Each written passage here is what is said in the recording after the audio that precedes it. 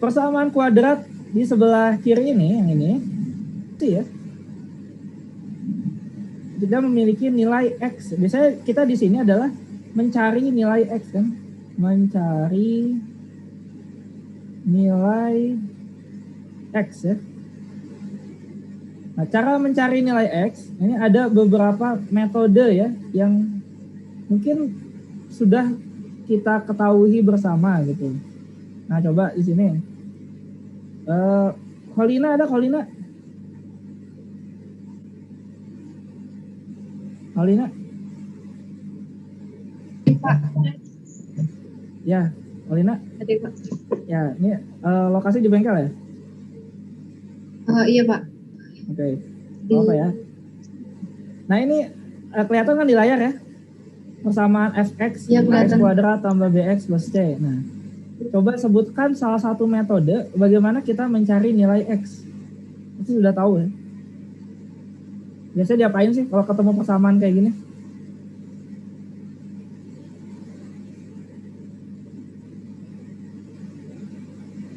Masih ingat nggak ini pelajaran dari zaman SMA gitu? Gimana? Dia apa? Diakarkan tuh maksudnya bagaimana ya?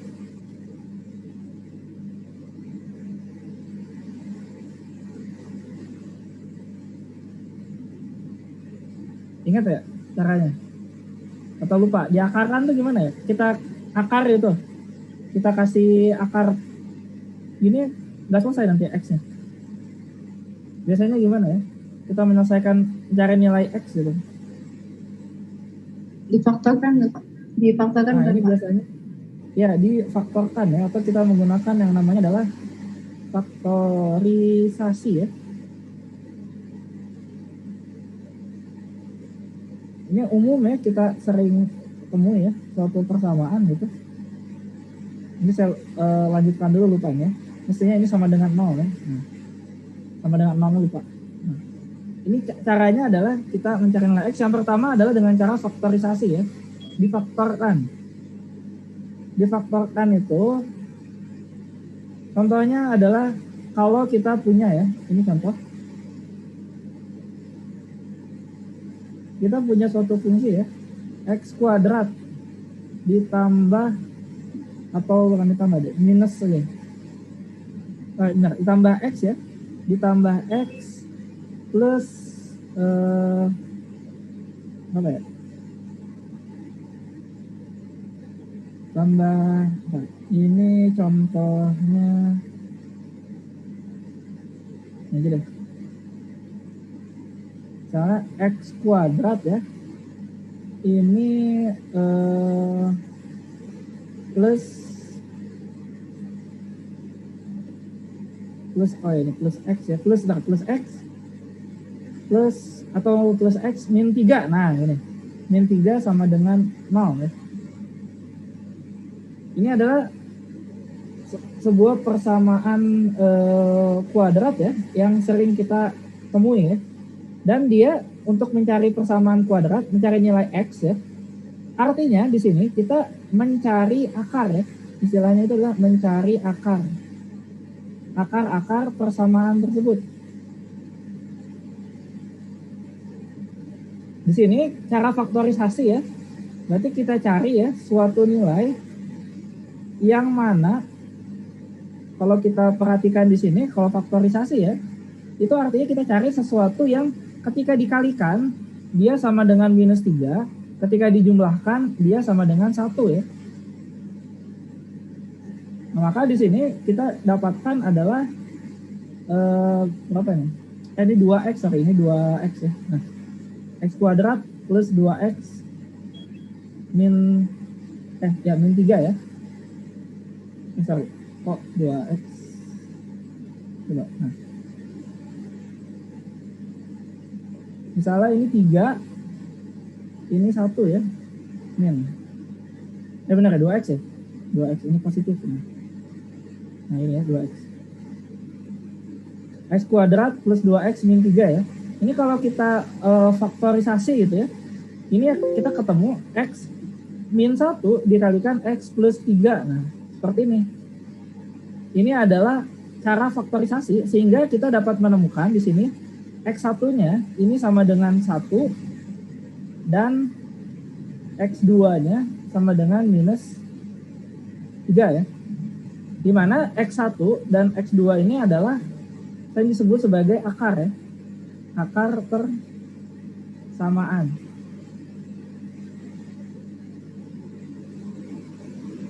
Akar persamaan itu adalah ini ya, kalau kita tuliskan lagi, dia adalah suatu nilai gitu, suatu nilai X ya, yang apabila kita lakukan substitusi gitu, kita substitusi ke persamaan asalnya, persamaan akan sama dengan 0 ya. Di sini kalau kita substitusikan nilai 1 ke persamaan di atas yang ini ya, kita masukin ke sini ya. Atau kita masukkan nilai minus 3 ke persamaan ini, maka dia akan mendapatkan hasilnya adalah 0. Itulah yang sering kita tahu itu adalah suatu akar persamaan ya.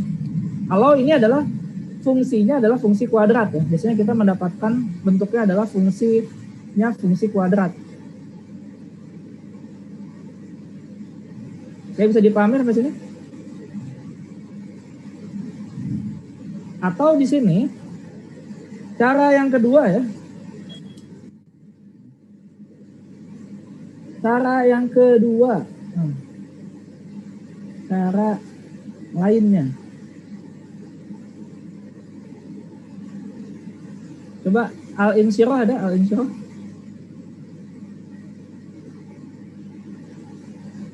Ada Pak. Coba cara lainnya selain difaktorisasi biasanya diapain ya? Kalau kita mencari akar persamaan tuh? Kalau Di kuadrat sempurna Pak. Gimana? Luas kuadrat sempurna? Kuadrat sempurna. Iya.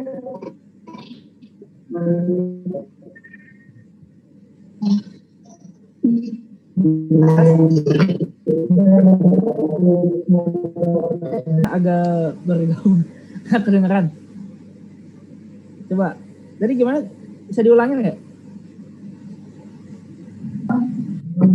Di dalam bentuk kuadrat sempurna Pak. Dalam bentuk kuadrat sempurna.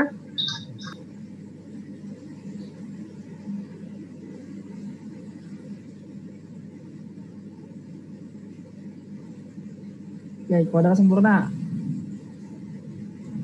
Terus ada lagi nggak? Coba misalnya Zulfikar. Ada cara lain nggak?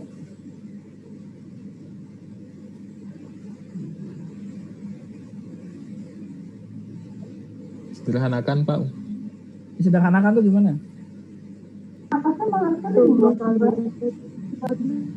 Kalau sudah sederhana gimana? Nggak usah disederhanakan lagi. Coba ada nggak cara lain? Rumus ABC Pak. Rumus ABC ya Pak Rizky ya. Ini ada rumus lain ya yang sering kita kenal sebagai rumus ABC gitu ya.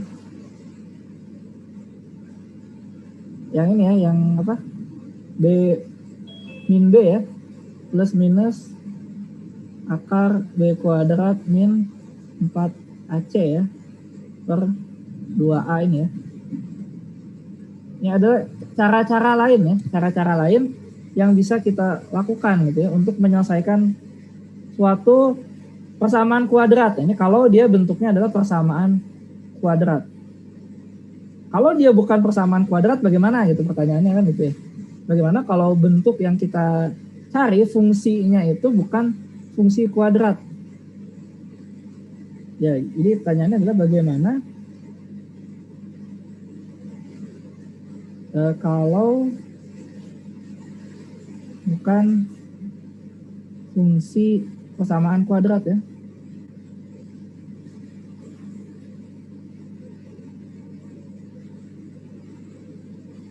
Itu bagaimana kita menyelesaikannya? Karena fungsi itu tidak semuanya persamaan kuadrat ya. Kalau yang fungsi linear itu gampang ya.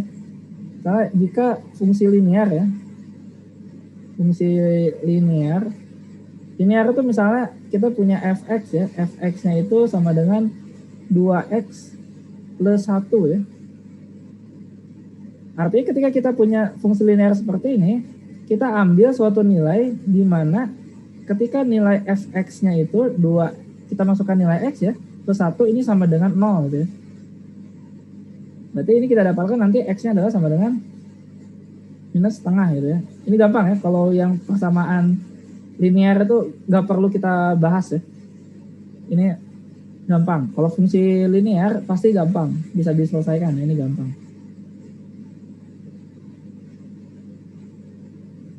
Padahal kalau fungsinya fungsi polinomial, polinomial itu artinya x-nya itu bisa pangkat n ya. Pangkat 1, pangkat 2, pangkat 3, pangkat 4, pangkat 5 gitu. Dan seterusnya. Atau mungkin fungsinya itu logaritmik. Atau fungsinya itu eksponensial. Itu bisa saja terjadi ya hal-hal seperti itu. Nah, oleh karena itu, nah kita perlu suatu metode gitu ya, metode. Kalau beberapa fungsi mungkin bisa kita selesaikan gitu ya dengan mudah menggunakan analitik ya, cara analitik. Tapi untuk fungsi-fungsi yang susah gitu, itu akan lebih mudah kalau kita selesaikan secara numerik. Bisa dipahami dulu sampai sini, ini pendahuluan ya, pendahuluan. Jadi saya ulangi lagi ya, apa yang dimaksud dengan akar persamaan adalah suatu akar persamaan itu adalah suatu nilai x ya, yang apabila kita substitusikan ke dalam persamaan fungsinya atau persamaan asalnya, maka persamaan itu akan menjadi 0 ya. Persamaan ini akan menjadi 0. Itu yang disebut sebagai akar.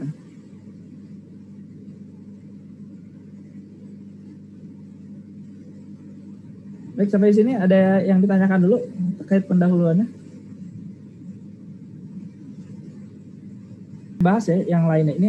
Nah, ini ada metode-metode yang bukan metode numerik ya. Karena metode numerik itu biasanya simpel, kita menggunakan perkalian pembagian gitu ya. Dan istilahnya operator aritmatika ya, tambah kurang kali bagi ya. Karena ini kan ada akar ya. Ini belum tentu bisa kita selesaikan dengan mudah ya kalau ketemu akar yang sulit. Gitu ya. Jadi di sini kenapa sih ya? Mengapa kita perlu mempelajari ya? Nah, ini mengapa perlu mempelajari pencarian akar itu ya. Pencarian akar ya. Jadi bisa lebih dari satu pada persamaan. Pada persamaan matematika gitu ya. Kenapa gitu?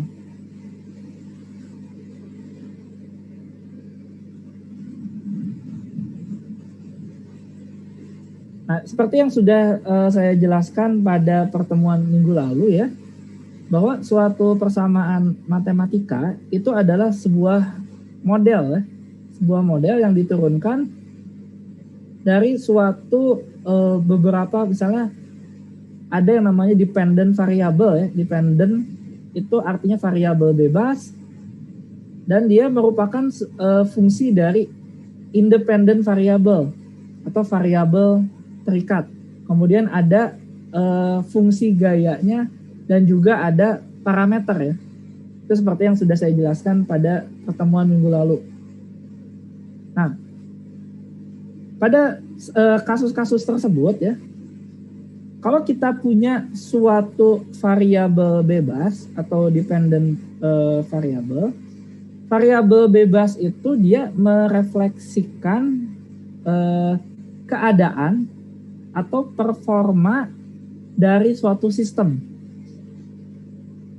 Sedangkan kalau kita bicara parameter itu merepresentasikan suatu properties atau isi komposisi dari sistem tersebut.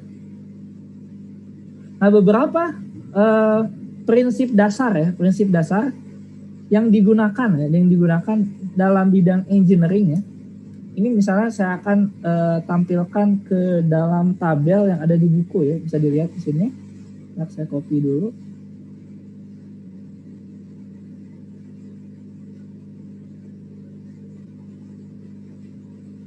Mudah-mudahan terlihat cukup jelas. Nah, di sini contohnya ini beberapa prinsip dasar. Misalnya adalah kesetimbangan kalor ya. Ini mungkin kalian ini baru semester 4 ya. Berarti udah ada lagi belajar ini ya perpindahan panas ya. Dapat ya? Mata kuliah perpindahan panas. Dia transfer ya. Dapat nggak? Dapat, Pak. Ya kan? Yang ngajar siapa? Pak ini. Abel Yamin, Pak. Abel Yamin ya. Oke, nah di heat balance, misalnya kita bicara tentang heat balance. Ini ada suatu dependent variable ya. Dependent variable itu adalah suatu temperatur. Dan kita ada independent variable. Independent ya, itu adalah waktu dan posisi. Mungkin kalau kalian ingat ya, mungkin sudah diajarin juga terkait dengan Fourier law. Tahu kan Fourier law? Zaman Fourier, tahu? Hukum Fourier misalnya. Yang heat flux sama dengan apa? Minus K, apa ya? Minus K dt per dx ya. Suatu heat flux ya. Heat flux itu adalah minus K dt per dx. Itu kalau satu dimensi ya. Itu kita lihat itu diturunkan karena dia pada kondisi steady state misalnya. Steady state ya. Steady state itu artinya dia tidak bergantung terhadap waktu. Nah di sini kalau kasusnya beberapa kasus, misalnya kasus tidak steady state, maka akan ada independent variabelnya berupa waktu dan posisi. Waktu itu T kecil biasanya, posisi itu adalah X ya biasanya. Kemudian dia ada parameter bisa thermal properties dari material. Contohnya kalau tadi persamaan Fourier itu adalah thermal conductivity-nya atau konduktivitas thermalnya. Kemudian ada misalnya persamaan mass balance. Mass balance mungkin di mekanika fluida ya. Nah ini konsentrasi atau jumlah dari massa. Ini ada sama ya, time dan posisi, waktu dan posisi ya yang merupakan independen. Kemudian ada parameternya apa. Lalu ada kesetimbangan gaya. Ini biasanya pada statik gitu ya. Kemudian ada energi balance, kesetimbangan gaya energi. Nah, kemudian ada ini yang minggu lalu kita bahas yaitu Newton's Law of Motion atau hukum Newton terkait dengan gerak. Lalu ada misalnya pada elektronik ya, itu adalah terkait dengan hukum Kirchhoff. Ini ada banyak di sini beberapa hal ya di bidang engineering ini, dia itu berhubungan nanti dengan persamaan-persamaan itu yang kita perlu mencari nilai dari parameternya. Jadi di sini ya, kalau kadang-kadang kita perlu mencari ya, ini yang perlu dicari nih parameter-parameter ini perlu kita temukan ya, parameter ini perlu dicari dari persamaan yang ada gitu. Nah, biasanya persamaan itu akan membentuk suatu fungsi ya. Fungsinya ini bebas fungsinya, jadi tidak hanya linear, tidak hanya kuadrat, bisa fungsi apapun. Sini kita mencari suatu parameter ya. Jadi kalau pada pertemuan sebelumnya kita mencari misalnya kecepatan ya minggu lalu ya. Ini itu adalah suatu dependent variable ya. Itu bisa di salah satu caranya adalah menggunakan Euler method. Nah di sini pada pertemuan ini akar persamaan itu erat kaitannya adalah untuk kita mencari suatu parameter ya. Contohnya di sini saya kembali lagi pada kasus penerjun ya. Ingat ya minggu lalu ya. Kasus penerjun itu dia diturunkan ya. Ini diturunkan dari persamaan hukum kedua Newton. Kan dari persamaan hukum 2 Newton ya.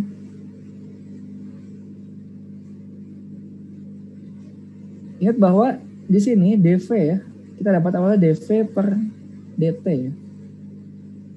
Nah ini dV per dt itu sama dengan gaya ya. gaya ke bawah dikurangi gaya ke atas ya. F bawah dikurangi F ke atas. Kemudian dia dibagi dengan M ya. Gaya ke bawahnya itu sama dengan M kali G. Sedangkan gaya ke atas adalah suatu konstanta, kita modelkan ya, dia suatu konstanta yang namanya adalah koefisien drag dikalikan dengan kecepatan dibagi dengan massa.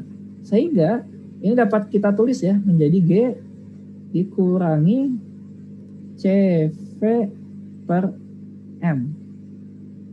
Atau di sini dV per dt ini sama dengan G min CV per M. Nah, persamaan yang ini itu adalah suatu persamaan diferensial. Diferensial ya. Ini adalah suatu persamaan diferensial. Nah, solusi, ini sudah kita selesaikan minggu lalu ya dengan bantuan Wolfram alpha. Solusi dari persamaan ini, dari persamaan diferensial ini adalah suatu kecepatan. Ini akan sama dengan G kali M dibagi C ya, dikali 1 min eksponensial pangkat C per M dikalikan T ya. Nah, ini adalah solusinya. Ini sudah saya bahas ya minggu lalu. Mudah-mudahan masih ingat. Jadi ini adalah solusi dari persamaan diferensialnya. Di sini kalau minggu lalu ya kita ingin mencari suatu nilai V. Kita ingin mencari suatu nilai V sehingga kita perlu menyelesaikannya menggunakan metode numerik karena ini tidak gampang untuk mencari nilai V ini ya. Nah, menyelesaikan persamaan diferensialnya, mencari persamaan diferensial kita selesaikan dengan metode numerik. Nah, pada pertemuan ini kita tidak mencari nilai V-nya karena ini kalau kita tulis ya, anggap aja ini adalah si persamaan pertama gitu ya. Ini adalah persamaan pertama. Ini dapat kita tulis ulang ya persamaan ini ya. Ini kan kiri dan kanan sama dengan ya. Artinya kalau si V-nya ya, V-nya saya pindah ruas ke sebelah kanan, kita bisa mendapatkan suatu persamaan yang ditulis seperti ini. Min C per M kali T ya, minus V ini sama dengan 0. Nah, gitu ya. Kita bisa mendapatkan suatu persamaan seperti ini. Gimana di sini ya? Nilai persamaan ini adalah persamaan kedua gitu ya. Ini adalah persamaan kedua. Nah, persamaan kedua ini umum ya. Kalau kita bicara persamaan yang kedua ini, kita sudah ada beberapa hal yang kita ketahui. Contohnya di sini ya. Bentar.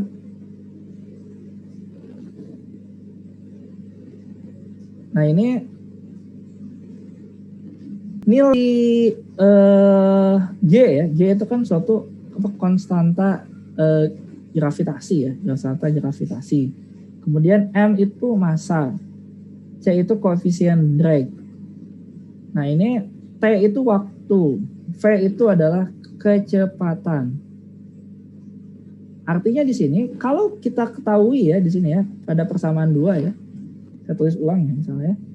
Nah, ini pada persamaan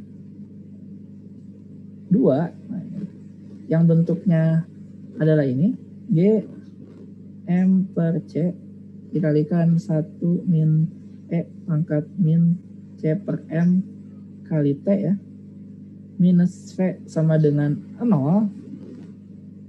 Sini ketika kita punya persamaan kedua, di sini kita tahu bahwa si V itu ini adalah variabel terikatnya. Variabel bebas ya. V itu adalah variabel bebasnya. T itu adalah variabel terikat. G itu adalah suatu fungsi gaya ya. Istilahnya. Dia adalah fungsi gaya. Dan C dan M ini adalah suatu parameter.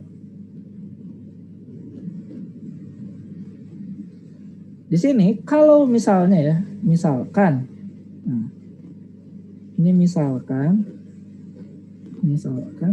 nilai M dan nilai V, berarti M dan V diketahui nilainya.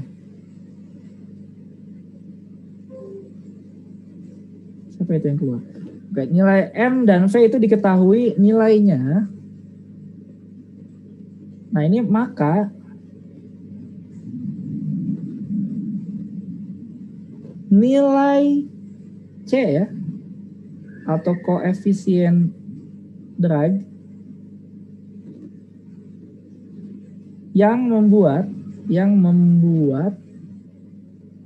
ini ada sebagai seperti fungsi C ya, fungsi C sama dengan 0.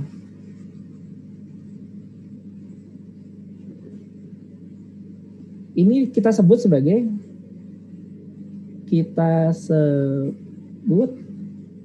sebagai akar persamaannya.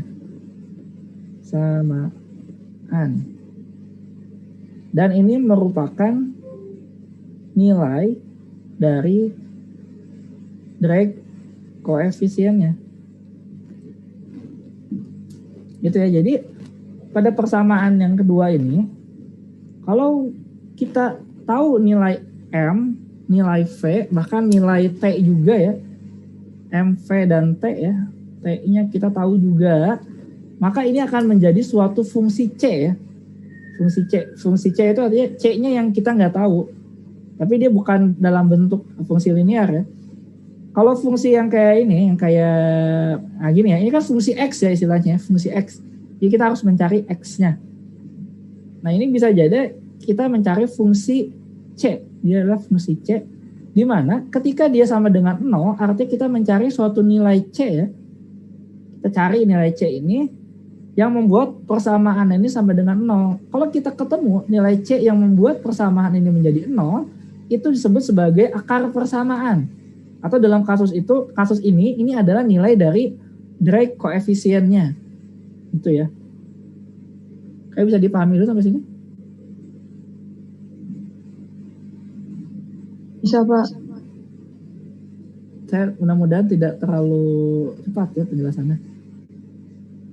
Gitu, jadi ini saya ulangi lagi, ini mudah-mudahan nggak salah nangkep ya.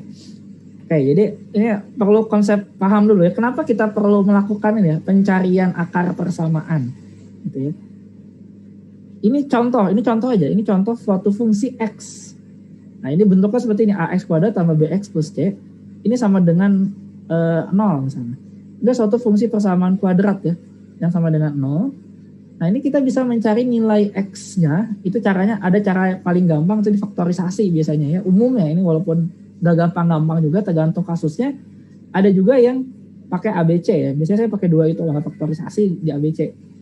Nah ini sini, apa sih artinya akar itu ya? Akar itu adalah ketika kita substitusikan nilainya, nilai X-nya, ini persamaan ini menjadi 0. Itu sering disebut sebagai akar persamaan.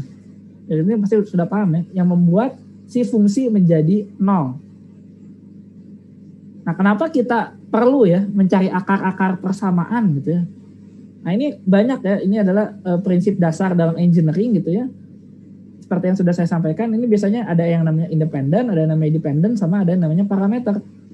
Nah, ini persamaan-persamaan ini kalau kita tahu ya nilai dependent dan independent variabelnya diketahui, kita bisa mencari suatu nilai parameter yang tidak diketahui. Nah ini artinya kita bisa mencari suatu nilai parameter dengan memanfaatkan suatu fungsi ya, yang fungsinya sama dengan 0. Artinya kita mencari akar persamaan. Contohnya di sini adalah pada kasus penerjun yang jatuh bebas. Ini sudah kita bahas minggu lalu juga, dV per dt itu sama dengan percepatan, ini A ya. Ini tulis dalam persamaan diferensial ya, dV per dt. Nah ini adalah fungsi dari gaya ke bawah dikurangi gaya ke atas. Nah ini dapat ditulis seperti ini, dan ini adalah bentuknya. Nah ini harus kita cari solusinya. Nah, kebetulan solusinya kita sudah tahu ya, karena sudah dibantu minggu lalu dengan Wolfram Alpha. Ini adalah solusinya, dan ini bisa kita ubah bentuknya menjadi persamaan ini. Ya, hasil di ujungnya itu akan sama dengan 0 ya, sama dengan 0. Nah, pada persamaan ini, nah kita bisa cari aja. Tidak hanya nilai V ya, nilai V bisa dicari dengan cara yang kemarin. Ini bisa kita cari juga nilai yang lainnya. Misalnya nilai M atau juga nilai C ya. Nilai M itu massa. Bisa jadi kasusnya adalah mencari massa. Seperti yang saya kasih nanti di tugas itu mencari massa. Atau bisa juga kita mencari si koefisien drag-nya gitu. Oke, bisa dipahami sampai sini? Nah, oke, kalau bisa, ini saya lanjutkan. Karena kita masih punya banyak waktu ya. Tadi cara yang pertama itu adalah kita pakai faktorisasi ya. Faktorisasi bisa pakai persamaan ABC. Ada juga cara yang lain, yang umum ya. Itu adalah menentukan ya, akar persamaan. Akar persamaan itu dengan menggunakan metode grafik. Jadi kita buat gambar ya, kita gambar si persamaan tersebut, grafiknya seperti apa. Nah, ini biasanya untuk mencarinya, ini kita masukkan nilai ya. Masukkan nilai X. Lalu kita plot ya. Plot ini terhadap Y ya. Umumnya seperti itu. Contohnya yang gampang ya. Misalnya kita punya F, X-nya adalah fungsinya X kuadrat minus 4. Ini kalau secara secara faktorisasi ini gampang ya. Kita sudah tahu jawabannya. Akarnya ada 2, ada X sama dengan 2 atau X sama dengan minus 2. Ini bisa difaktorisasi ya. Nah, ini kalau metode grafik umumnya kita lakukan seperti ini.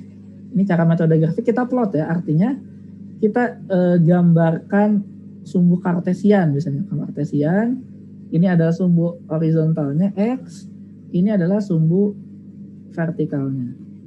Misalnya kita mulai dari F sama dengan minus 3 gitu ya. Ketika minus 3 dia masuk substitusi ya, minus 3 kuadrat. Berarti kan hasilnya 5 ya. Hasilnya 5 ya, benar. Ketika minus 3 dia di 5 ya, di Y-nya sama dengan 5 ya. Lalu kita coba F-nya minus 2. Minus 2 ini 0. Lalu F-nya misalnya adalah minus 1 ya. Minus 1 itu hasilnya jadi minus 3 ya. Minus 3. Lalu F0 ini minus 4. F1 ya. Ini minus 3. F2 ini 0. Kemudian F3 ya. Ini 5. Nah, kurang lebih, persamaan ini kalau kita plot ya, ini akan bentuknya seperti ini. Persamaan kuadrat ya. Nah, ini adalah titik-titiknya. Nah, misalnya ini titik-titiknya.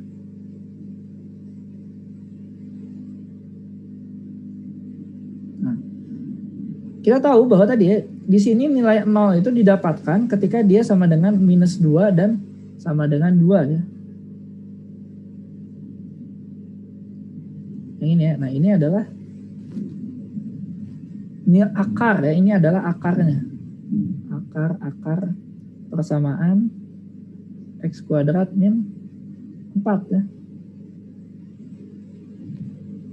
Ini metode grafik ya, ini gampang. Gak gampang ya, ini gampang susah kan metode grafik itu. Jadi ini metode grafik seperti ini ya. Ini mungkin sudah sering kita lakukan juga ya dulu ya, mungkin atau SD atau SMA gitu ya. Kita mengerjakan itu, kita suruh ngeplot itu nanti dicari ketika dia memotong. Artinya di sini persamaan akar itu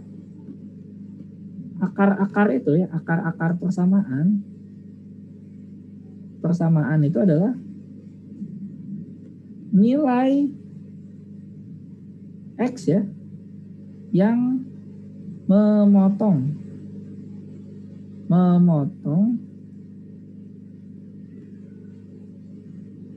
nilai Y ya,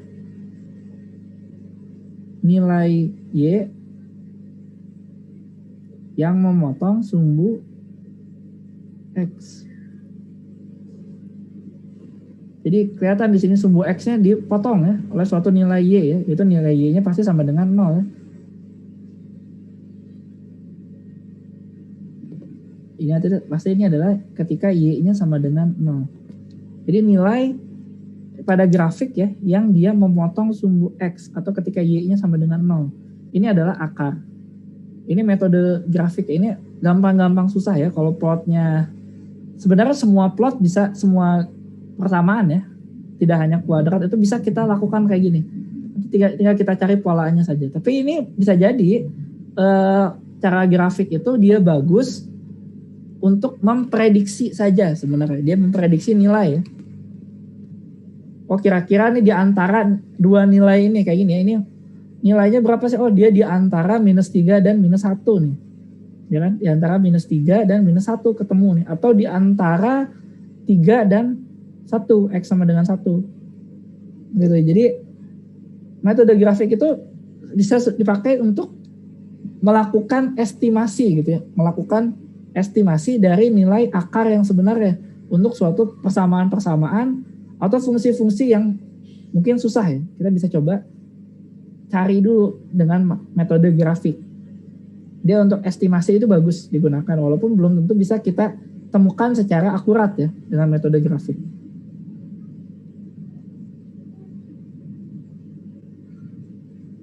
Oke, sampai sini ada yang mau ditanyakan dulu?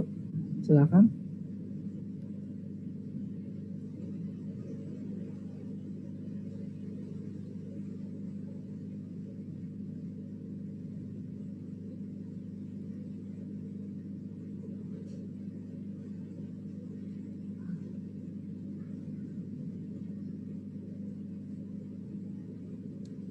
Silakan, ada yang mau ditanyakan?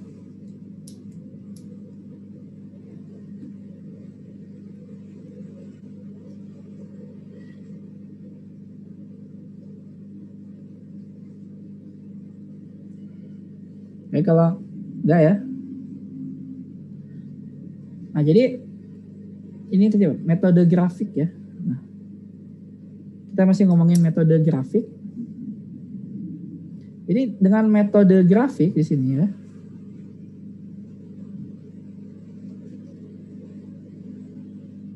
kita membuat plot ya, ini adalah metode grafik itu.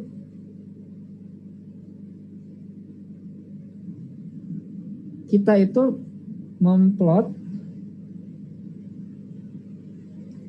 fungsi dan mengobservasi gitu istilahnya, mengamati di mana grafiknya memotong sumbu X ya. Nah, perpotongannya ini ya itu dia merepresentasikan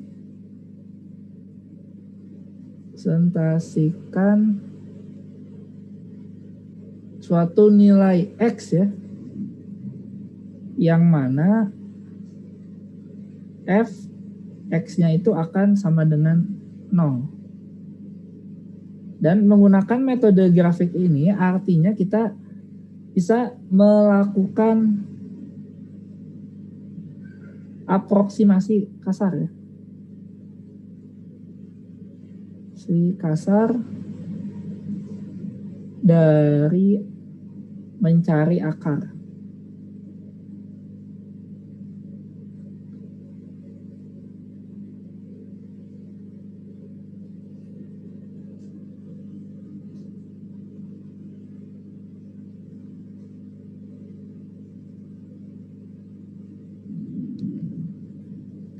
Nah, ini metode grafik tadi ya, ini bisa kita pakai. Nah, contohnya,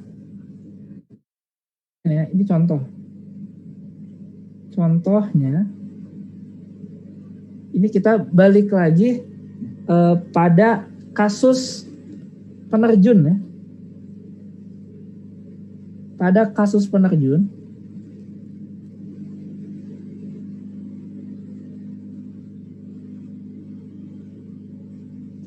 kita dapat istilahnya mencari ya suatu nilai dengan metode grafik. Kita ingin mencari tadi, kita ingin mencari nilai dari koefisien drag ya, atau C-nya di mana masa si penerjun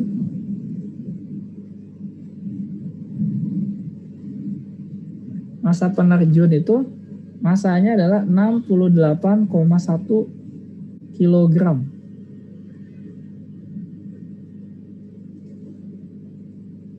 Dan memiliki kecepatan, ini kecepatan sesaat ya, kecepatan 40 meter per second setelah jatuh bebas selama 10 detik. Jadi yang ditanya adalah berapa koefisien dragnya ya, atau nilai dari si C-nya.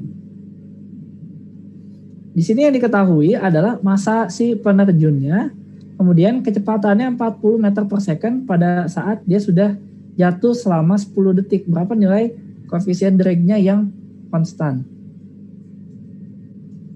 Baik, cara menjawabnya gitu ya, cara menjawabnya di sini itu kita harus menggunakan tadi fungsi ya, suatu fungsi C itu sama dengan G M per C dikali 1 min eksponensial pangkat C per M dikalikan dengan T minus V ya. Ini dari persamaan 2 ya. Nah, ini tadi sudah dituliskan. Lalu kita substitusikan nilainya sekarang. Kita substitusi nilai di mana G-nya itu adalah 9,8, M-nya adalah 68,1, T-nya 10, dan V-nya kecepatannya adalah 40. Maka kita bisa mendapatkan suatu angka ya di sini. Ini adalah 9,8 dikalikan dengan 68,1 dibagi dengan C ya. Ini dikalikan dengan 1 min eksponensial minus C dibagi M-nya itu adalah 68,1. Ini dikalikan 10 ya. Dikurangi 40. Nah gitu ya, ini adalah bentuknya. Kita bisa mencarinya dengan memasukkan angka-angka ini. Ini menjadi suatu fungsi C ya. Dan ini bukan suatu fungsi linear atau kuadrat ya, karena dia ada faktor eksponensialnya di sini. Ini untuk diselesaikan secara analitik itu cukup sulit gitu, tidak mudah menyelesaikan persamaan ini secara analitik ya. Ini bisa saja kita mencari ya, ini nanti saya contohkan ya, menggunakan tadi Wolfram Alpha. Wolfram Alpha itu sebenarnya buat kita lakukan estimasi saja sih, karena dia sudah dihitungkan menggunakan software ya. Tapi kita gunakan dulu cara analitiknya, cara grafiknya. Nah, cara grafik tadi ya, ketika kita cara grafik gitu ya, berarti kita harus memasukkan nilai di sini. Kita punya nilai C, maka ada nilai F C ya. Nah, kita nggak usah harus dari 1 gitu ya, nggak harus mulai dari 1. Bisa saja nih kita masukin C-nya, misalnya sama dengan 0 ya. Berarti kan kalau sama dengan 0 dia nggak boleh ya. Kenapa? Karena nggak ada bilangan dibagi 0. Ini nggak boleh. Jadi sama dengan 0 itu tidak boleh. Jadi dia nggak bakal ketemu suatu nilai sama dengan 0 ya. Karena dia di sini dibagi C ya. Dia nggak boleh sama dengan 0. Jadi kita nggak mungkin sama dengan 0. Oke, kita mulai misalnya dari sama dengan 4 gitu ya. Sama dengan 4. Berarti kita masuk kalikan nih, 9,8 dikali 68,1 dibagi C. C-nya kita substitusikan menjadi nilai 4 ya. Lalu 1 dikurangi eksponensial C kali 68,1 kali 10 min 40. Nah gitu ya. Oke, saya minta ini Ivinia, ada Ivinia? Ivinia? Tes? Iya, Pak. Ivinia ada? Oke, Ivinia kelihatan ya di layar ya? Iya Ya, kan, Pak? bisa lihat layar ya, Ane? Ya. Jelas ya, ini 9,8, ini 68,1 ya. Ini E itu eksponensial ya. C itu C saja, suatu bilangan yang nanti kita masukkan. Ini 68,1, ini 10, ini min 40. Coba hitung nilai FC-nya, pakai kalkulator berapa nilai FC-nya. Artinya kita substitusi nilai 4 ke dalam nilai C di persamaan yang di atas ini. Coba hitung nilai FC-nya berapa? Iya, Pak. Halo ya? Dapatnya berapa? Iya, Pak. Yang dihitung, Pak. Sebentar ya, Pak. Ya, pakai kalkulator. Jadi yang lain siap-siap pakai kalkulator ya. Siap keluarkan kalkulator, boleh di HP atau dimanapun. Yang penting scientific. Nanti saya tanya nih. Nah biasanya kalau udah gini suka ada yang izin ke toilet. Nah, itu beneran. Berapa? 34,1148.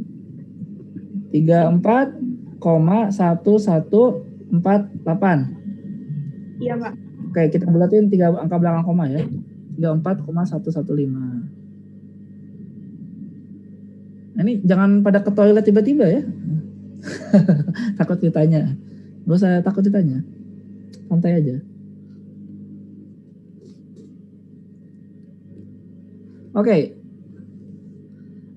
Berikutnya saya minta Andika Rizky, ada Andika?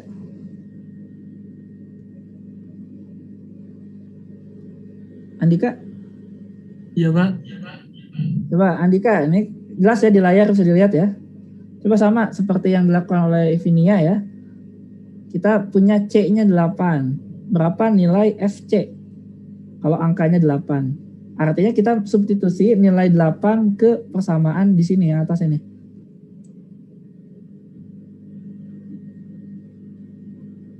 Baik, Pak. Sebentar.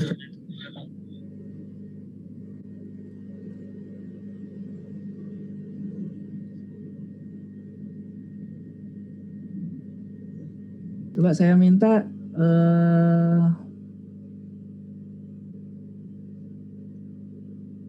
Patricia ada? Ada, Pak. Coba dicoba ya, substitusikan berapa nilainya. Iya, Pak. Saya hitung dulu.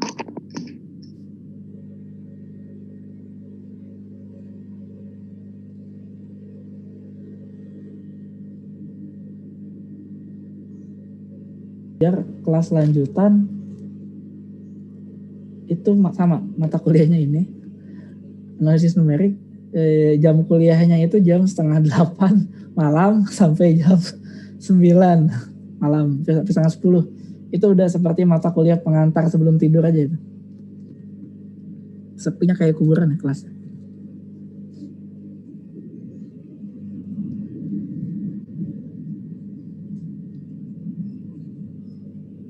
Pak, Ya, saya Bapak? ketemunya 6,0 0 6,0669. 669 6967 lah ya. Oke. Berikutnya. Terima kasih ya tadi Patricia ya. Berikutnya saya minta tolong Valen Yuda 16. Ya Pak, benar Pak.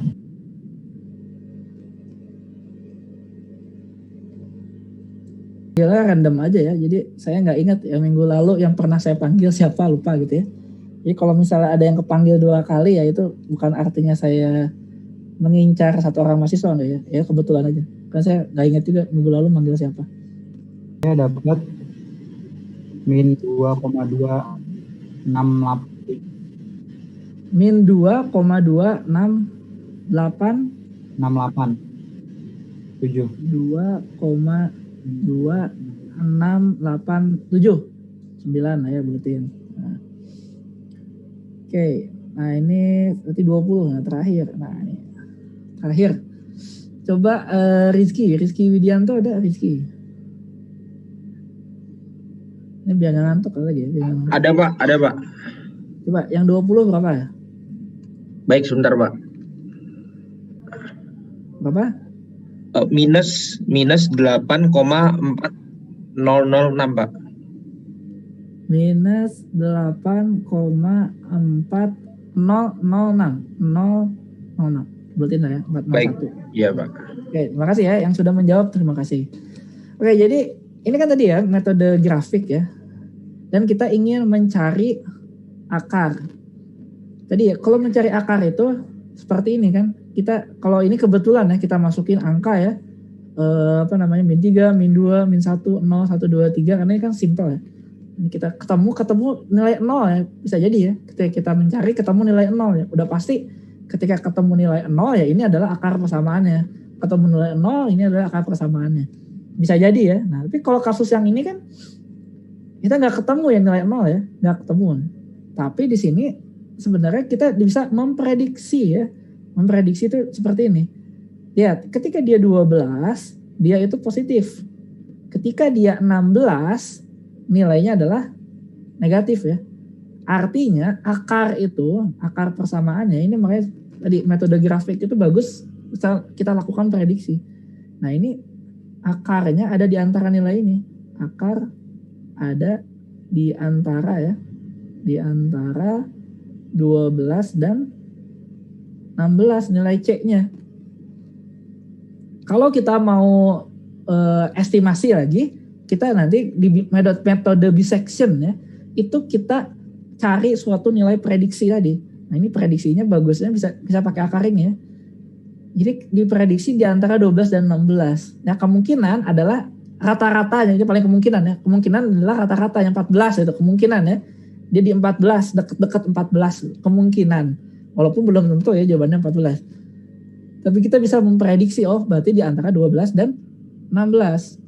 Nah, ini kalau kita plot ya. Kita buat grafik gitu ya.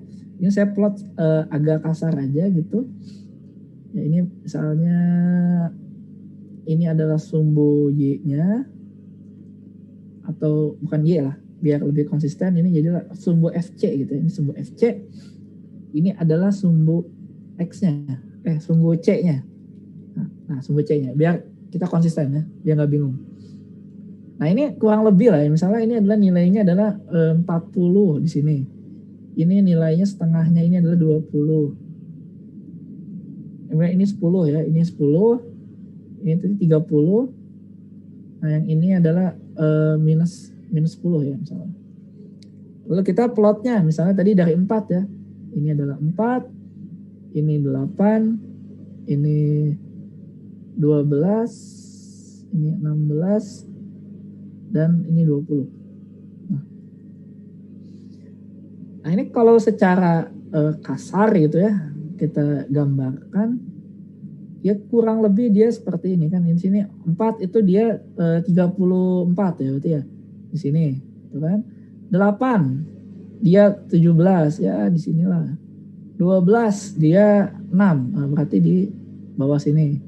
16 dia min 2, oh berarti di sini. 20 dia min 8, berarti di sini. Jadi kan kalau kita plot ya, ini saya gambarnya jelek ya, ini kita seperti ini ya, mencari garis seperti ini. Nah ini adalah contoh plottingnya. Nah artinya akarnya itu adalah di sini ya, ini adalah akarnya, akar persamaannya. Makanya itu di sini nih, ketika dia memotong dan dia ada di posisinya itu adalah di antara 12 dan 16. Jadi kalau metode grafik dia bisa menentukan atau memprediksi ya kemungkinan akarnya ada di nilai berapa. Itu akarnya ada di nilai berapa. Oke, di sini kita tidak bisa tahu berapa nilai akarnya, nggak ketahuan. Karena namanya juga metode grafik ini paling tidak mengestimasi ya. Ya kalau mau dicoba-coba bisa masukin ya antara 12 dan 16. Kita bisa masukin lagi. Tapi itu akan makan waktu gitu ya. Nah, tadi minggu lalu ya saya contohkan ini. Nah, kita bisa melakukan pengecekan lah ya, pengecekan. Ini bukan metode numerik ya, ini nggak masuk ke kuliah. Ini pengecekan nilai ya. Itu dengan bantuan ini ya. Bantuan Wolfram Alpha gitu ya. Ini bantuan saja, jadi ini bukan metode numerik. Nah, dalam metode alpha kita bisa memprediksi ya ketika kita nanti mencoba mengerjakan metode numeriknya gitu ya. Hasilnya paling nggak terlalu jauh lah gitu dengan hasil Wolfram Alpha. Paling nggak kita punya benchmark aja sebenarnya. Makanya saya tidak melarang ya. Tapi bukan artinya kalian mengerjakannya dengan Wolfram Alpha, bukan. Ini sebagai benchmarking aja. Kita buka aja Wolfram Alpha ya. Mungkin bagi yang lupa, Wolfram Alpha itu seperti Google, tapi dia Google untuk matematika, samaan matematika. Nah, tadi persamaannya apa di sini? Saya tulis ulang ya. Ini BM per C ya. Atau ini kita pakai ini 9,8 kali 68,1 ya. Artinya kita tuliskan yang ini 9,8 kali 68,1. Ini gini tulis 9,8 dikali 68,1. Ini dibagi C ya. Atau ini bisa langsung dihitung. Berat itu kan. Ya hasilnya adalah 67,38. Masih kita tulis saja ya. 67,38. 67,38. Nah, ini dibagi dengan nilai C lalu dikali. Nah, dikalinya dengan 1 min E ini ya. 1 min E. 1 min E itu eksponensial. Nah, ini pangkatnya minus 10-nya masuk ya. 10 bagi 68,1 dikalikan dengan C. Dikurangi 40. Nah, ini persamaannya.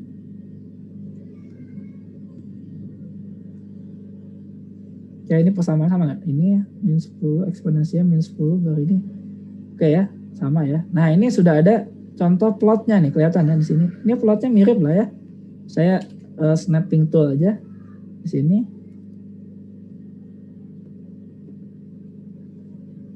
Nah, kurang lebih grafiknya kalau pakai Wolfram Alpha seperti ini. Nah, ini yang grafik ini adalah nilai C ya. Nah, ini nilai C ketika nilainya itu antara jadi min 20,4 sampai 20,4 ya. Ini nilai C-nya. Nah, ini sampai di sini ketemu apa nih? Nah, ini ada istilahnya numerical root ya. Numerical root-nya ketemu nih. Ini 14,78023 ya. Kita dapatkan di sini C-nya itu kurang lebih adalah 14,7802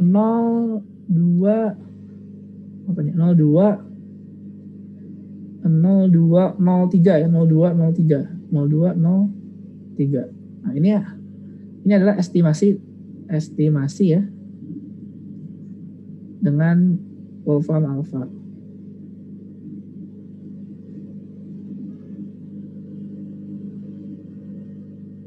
Artinya di sini metode grafik ya. Nah, ini metode grafik ini bisa menjadi semacam langkah ya, approach langkah ya, saya terjemahkannya, langkah yang baik ya, bagus ya, yang bagus. Nah, ini sebelum mengerjakan secara numerik. Nah, contohnya kita akan menggunakan pada hari ini adalah metode dissection.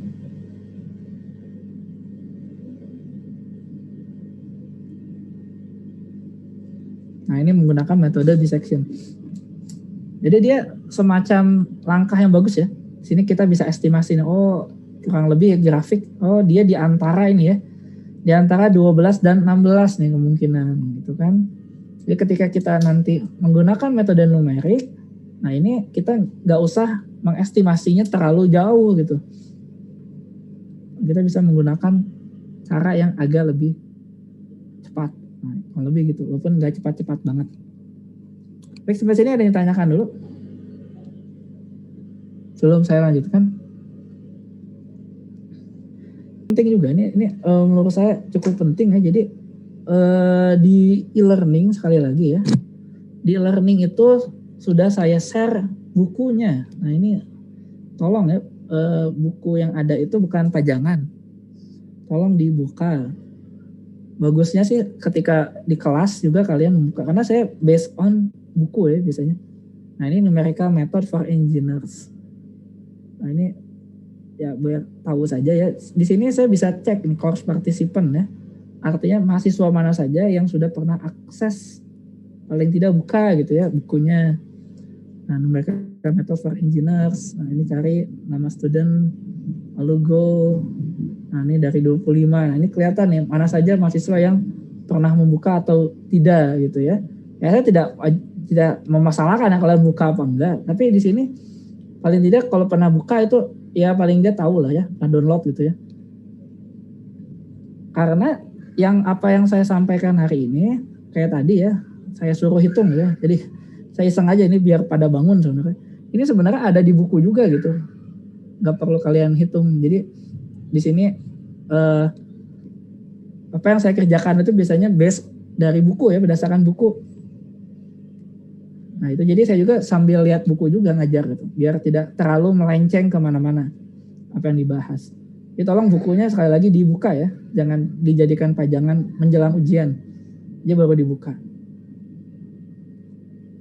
Baik, nah kita masuk sekarang ke metode, namanya adalah metode dissection. Nanti untuk metode numeriknya ya, saya hanya akan menjelaskan, membahas secara detail itu 2 saja. Karena metode numerik ya untuk menyelesaikan persamaan ini itu bukan hanya metode dissection saja. Ada beberapa ya. Nah, yang saya bahas nanti 2, yaitu adalah metode dissection sama metode yang berikutnya adalah metode Newton, Raphson. Jadi hanya 2 saja. Kita nggak perlu tahu, nggak perlu semuanya lah, karena ya kembali lagi nanti kita akan memilih ya metode mana yang akan kita gunakan. Walaupun masing-masing metode itu biasanya ada kekurangan, ada kelebihannya. Tapi cukuplah untuk pengetahuan dasar ya, kita tidak perlu metode semuanya.